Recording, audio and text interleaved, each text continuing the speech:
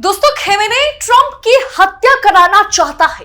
इस विवादित बयान ने नेतन्याहू को पूरी तरीके से एक्सपोज कर दिया है, जिसके बाद इजराइल पर गुस्से में लाल हो गया है अमेरिका। Donald Trump. बताऊंगी आगे आपको पूरा माजरा क्या है, तो आखिर तक वीडियो में हमारे साथ बने रहे। नमस्कार, मैं हूं आपके साथ आदिति और आप 4 PM न्यूज नेटवर्क देख रहे हैं। ईरान और इजराइल वाला मैटर अंतरराष्ट्रीय सुर्खियों में बना हुआ है। इजरायली प्रधानमंत्री बेंजामिन नेतन्याहू एक बार फिर से अपने बयान पर फंस चुके हैं। ईरान के साथ लगातार बढ़ते तनाव के बीच नेतन्याहू ने एक चौंकाने वाला बयान दिया। उन्होंने दावा किया है कि ईरान अमेरिका के राष्ट्रपति डोनाल्ड ट्रंप की हत्या करना चाहता है। यह बयान ऐसे समय में सामने आया जब हाल ही में एक अमेरिकी मीडिया रिपोर्ट में यह कहा गया कि ट्रंप ने इजराइल की उस गुप्त योजना को खारिज कर दिया था जिसमें ईरान के सुप्रीम लीडर अली खेमेनेई की हत्या का प्रस्ताव था। ट्रंप ने खेमेनेई को बचाया, लेकिन इजराइल कह रहा है कि अब खेमेनेई ट्रंप को मारना चाहता है। खेमेनेई जो है वो ट्रंप की हत्या करना चाहता है। नेतन्याहू के बयान के पीछे की दरअसल राजनीति क्या है, अगर इसे हम थोड़ी बहुत एनालिसिस करके देखेंगे तो हमें मिल जाएगा कि किस वजह से नेतन्याहू इस तरह की बयानबाजी कर रहे हैं। दरअसल इजरायली पीएम नेतन्याहू ने अपने बयान में कहा कि ईरान सिर्फ इजराइल के लिए ही नहीं बल्कि अमेरिका के नेताओं के लिए भी बड़ा खतरा है। उन्होंने पहले डोनाल्ड ट्रंप को मारने की धमकी दी और अब वह डोनाल्ड ट्रंप की जान के पीछे पड़े हुए हैं। नेतन्याहू का यह दावा ऐसे समय में सामने आया जब कह सकते हैं कि पूरी दुनिया में, खास करके मिडिल ईस्ट में इस्लामिक कंट्रीज ने मिलकर के नेतन्याहू के खिलाफ भारी विरोध करता हुआ तमाम देश नजर आ रहा है। राजनीतिक विश्लेषकों का ये मानना है कि ये बयान सिर्फ ईरान को वैश्विक स्तर पर, वर्ल्ड लेवल पर और अधिक खलनायक यानी विलेन दिखाने की कोशिश है।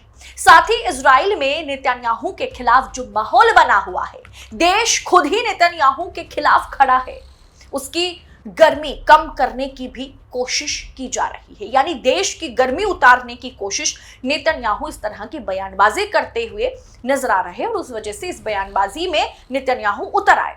हमास से बंधकों को नेतन्याहू अभी तक छुड़ा नहीं पाए, जबकि हमास के साथ युद्ध चलते हुए 1 साल से ज्यादा का वक्त हो गया है। गाजा में नेतन्याहू पर 55,000 लोगों ने नरसंहार का आरोप लगाया। यूएन की संस्था ने नेतन्याहू के खिलाफ गिरफ्तारी वारंट तक जारी कर रखा है। इजराइल में नेतन्याहू के ऊपर भ्रष्टाचार, भयंकर करप्शन के केस तक दर्ज है। इजरायली जांच एजेंसी शीन बेट उनके कई निकटवर्ती लोगों के खिलाफ जांच कर रही है। वहां की जांच एजेंसियां भारत की जांच एजेंसियों की तरह नहीं है कि सरकार के इशारे पर नाचेगी। वहां की जांच एजेंसियां जो है वो पीएम के खिलाफ खुद जांच कर रही है।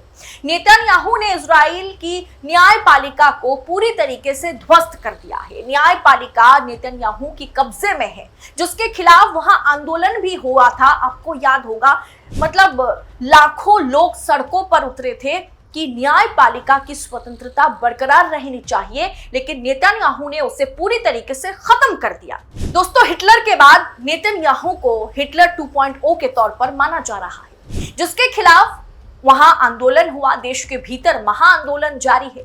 ये सारी स्थितियां नेतन्याहू को बेचैन कर रही है। कुछ हफ्ते पहले अमेरिकी अखबार दी इंटरसेप्ट और न्यूयॉर्क टाइम्स ने रिपोर्ट किया था कि ट्रंप प्रशासन के सामने इजराइल ने एक प्रस्ताव रखा था कि ईरान के सुप्रीम लीडर अली खेमेनेई को मार दिया जाए, लेकिन ट्रंप ने इसका विरोध किया। ट्रंप ने इसे यह कहते हुए खारिज कर दिया कि यह कदम अमेरिका को सीधे युद्ध में झोंक देगा और उसके नतीजे बेहद खतरनाक होंगे।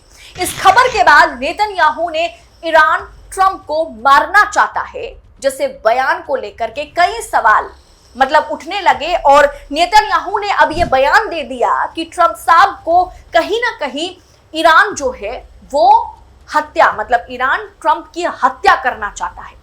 क्या नेतन्याहू अमेरिका को फिर से ईरान के खिलाफ एक बड़ी जंग में घसीटना चाहते हैं? क्या वो ट्रंप की लोकप्रियता को भुनाकर अमेरिका के रुख को प्रभावित करने की कोशिश कर रहे हैं कि अमेरिका जो है वो ईरान के साथ खड़ा ना हो, वो सिर्फ और सिर्फ इजराइल के साथ खड़ा हो? क्या इसको कहीं ना कहीं अगर आप राजनीतिक एंगल से नापेंगे तो आपको दिखेगा यही कोशिश में नेतन्याहू लगा हुआ है।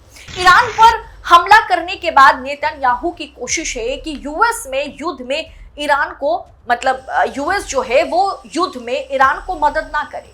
लेकिन ट्रंप ने 2 बार ये बयान दिया है कि अमेरिका इस युद्ध में शामिल नहीं है और ना ही इजराइल ने उसकी सहमति से ये युद्ध छेड़ा है। नेतन्याहू के बयान का ईरान ने खंडन किया है। ईरान ने नेतन्याहू के बयान को बचकाना बताते हुए कहा कि ईरान इस तरह की किसी गतिविधि को मान्यता नहीं देता है, ना ही ईरान इस तरह से सोच सकता है कि हमें ट्रंप साहब को मारना है। गाजा फिलिस्तीन मैटर के साथ साथ अब ईरान वाले मैटर ने नेतन्याहू को पूरी तरीके से संकट में डाल दिया है। पॉलिटिकल एनालिस्ट का ये मानना है, तमाम पॉलिटिकल एनालिस्ट ये मानते हैं कि नेतन्याहू का ये बयान जो है वो राजनीति और वर्ल्ड लेवल पर जो समर्थन बटोरने की कोशिश नेतन्याहू कर रहे हैं उसी का एक हिस्सा है। गाजा ईरान के मोर्चे पर उनकी नीतियों को लेकर के इजरायली संसद और जनता में काफी असंतोष है। वहां की जनता नेतन्याहू के खिलाफ खड़ी है। ट्रंप जैसे नेता को खतरे में दिखा करके वो अमेरिका का सहानुभूति पाना चाहता है और इसीलिए अमेरिका सहानुभूति दे, सिंपैथी दिखाए, सैन्य समर्थन दे, अपनी अमेरिकी आर्मी को नेतन्याहू के साथ में खड़ा कर दे। इसी कोशिश में ईरान के खिलाफ ये खतरनाक बयान दिया गया है कि ईरान जो है वो ट्रंप को मारना चाहता है, हत्या करना चाहता है ट्रंप की। इतना बड़ा बयान जो नेतन्याहू ने दिया है वो पूरी तरीके से एक्सपोज हो गया है। ईरान ने साफ कर दिया कि हमने इस तरह की कोई बयानबाजी नहीं किए हैं और ना ही हम इस तरह की घटिया हरकत कर सकते हैं। तो ट्रंप साहब के साथ जो घटिया हरकत करना इजराइल चाह रहा था, इजराइल तो नहीं कहेंगे, खुद नेतन्याहू चाह रहे थे, उस पर पानी फिर गया है। ट्रंप साहब का नाम लेकर के वो जिस राजनीति को भुना करके खुद फायदा लूटना चाहते थे वो एक्सपोज हो गया है। इस पूरे विषय पर दोस्तों आपकी राय क्या है? कमेंट बॉक्स में अपनी राय हमारे साथ साझा जरूर करें और ऐसी तमाम खबरों को लगातार पाने के लिए 4 PM न्यूज नेटवर्क के साथ बने रहें। फिलहाल इस रिपोर्ट में इतना ही, जल्द होगी मुलाकात। बहुत बहुत शुक्रिया आप सभी का। जय हिंद, जय भारत।